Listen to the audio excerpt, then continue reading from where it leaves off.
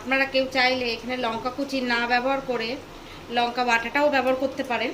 নমস্কার বন্ধুরা, আমার রান্নাঘরে আপনাদের আবার সবাইকে স্বাগত জানিয়ে আমি নতুন ভিডিও শুরু করছি।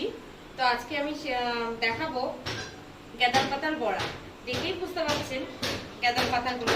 তো আমি গাঁদাল পাতাগুলো এই কি বলে লতা পাতাগুলো ভালো করে ধুয়ে নিয়েছি।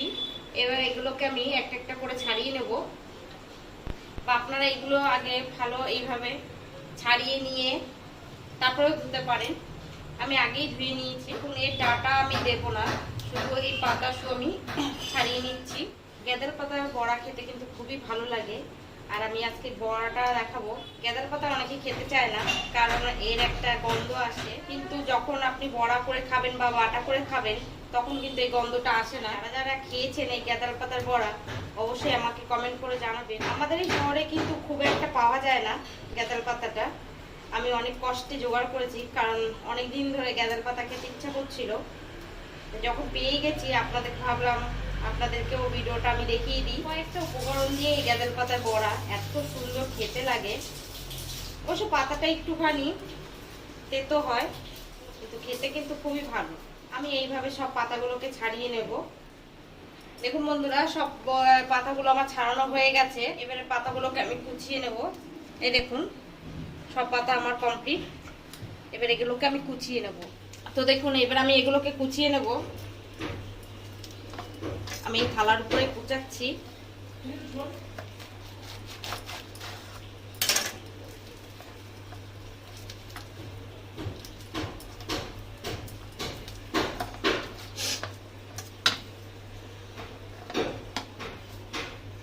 আমি এগুলো খুবই ঝিরিঝিরি যতটা পারবো ততটা ঝিরিঝিরি করে কুচিয়ে নেওয়ার চেষ্টা করছি, আর সেটাই আপনাদেরকে দেখাচ্ছি আমি।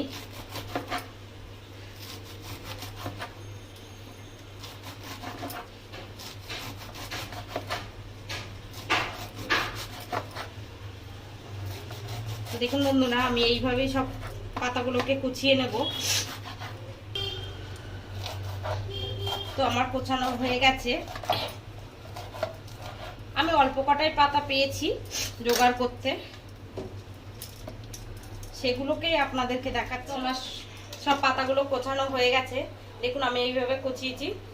আমি এর থেকে আজ ঝিরিঝিরি করতে পারিনি, কারণ এরপরে যখন আমি এটাকে মাখবো তখন আরো নরম হয়ে যাবে। তো এর মধ্যে দেখুন আমি চালের গুঁড়ো দেব।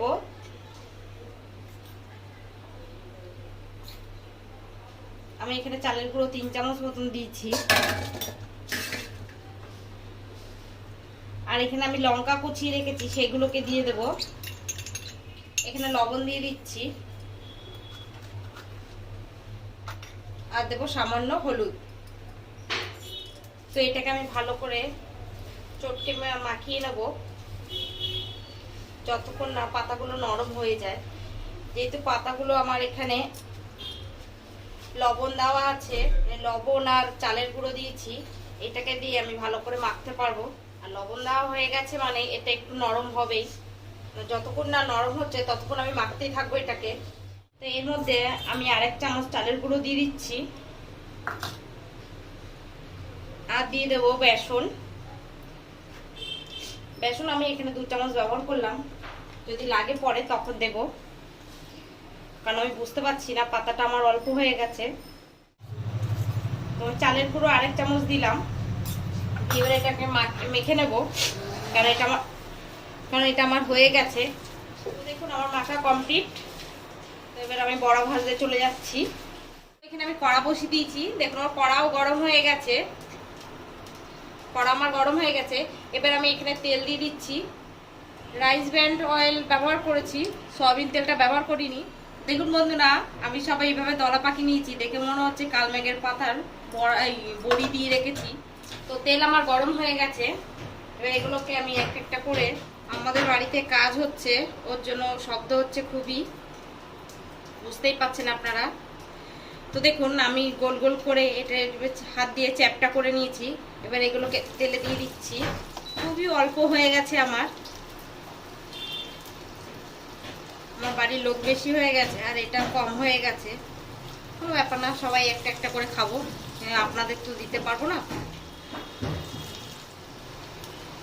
আমার রান্না যদি আপনাদের ভালো লেগে থাকে অবশ্যই একটা লাইক করবেন আর শেয়ার কমেন্ট করে জানাবেন যে আমার রান্না কেমন হচ্ছে। যদি খারাপও লেগে থাকে অবশ্যই কমেন্ট করে জানাবেন যে আমার রান্না খারাপ হচ্ছে।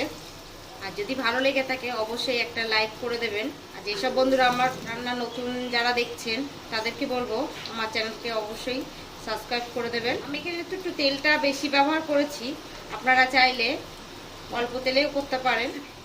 আমি এখানে একটু আঁচটাকে কমিয়ে দিলাম যাতে বড়াগুলো খুব ভেতর থেকেও হয়ে যায়। আর যেহেতু চালের গুঁড়ো দেওয়া আছে এটা একটু শক্ত শক্ত হবে, মুচমুচে টাইপের হবে, খেতে ওর জন্য খুবই ভালো লাগবে।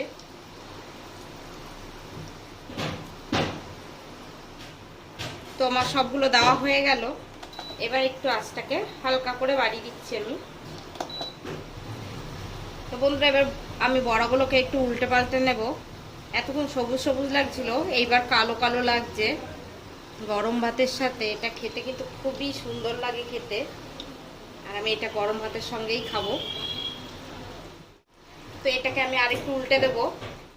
দেখুন যত ভাজা হচ্ছে তত বেশি কালো লাগছে, পুরো কাল মেঘের বড়ির মতন। তো বন্ধুরা আপনারা কেউ কি কাল মেঘের বড়ি খেয়েছে? তো আপনারা যদি কেউ কাল মেঘের বড়ি খেয়ে থাকেন অবশ্যই আমাকে কমেন্ট করে জানাবেন। আমি অবশ্য খেয়েছিলাম একবার ছোটবেলায়, প্রচন্ড তিতো, আর খাইনি। দেখুন বড়াগুলো শক্ত হয়ে এসছে, তো আরেকটু হবে। লঙ্কা দানাগুলোকে শুধু দেখা যাচ্ছে। আপনারা কেউ চাইলে এখানে লঙ্কা কুচি না ব্যবহার করে লঙ্কা বাটাটাও ব্যবহার করতে পারেন, তাহলে এরকম দানা দেখা যাবে না। তো আমার গেঁদাল পাতার বড়া রেডি, এবার এটাকে আমি নামিয়ে নেব। তো আমি এবার বড়াগুলোকে তুলে নিচ্ছি।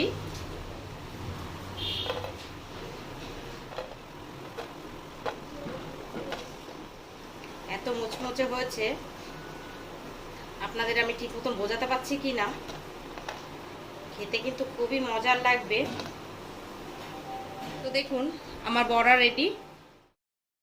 প্রিয় দর্শক, আমি যখন দর্শক রহস্যের শুরু কিন্তু সেখানে দেখতে হলে চোখ রাখুন। ডিয়ার ভিউয়ার্স, জানতে হলে চোখ রাখুন আমার চ্যানেলে, সাবস্ক্রাইব করুন, লাইক কমেন্ট করে বন্ধুদের মাঝে ছড়িয়ে দিন।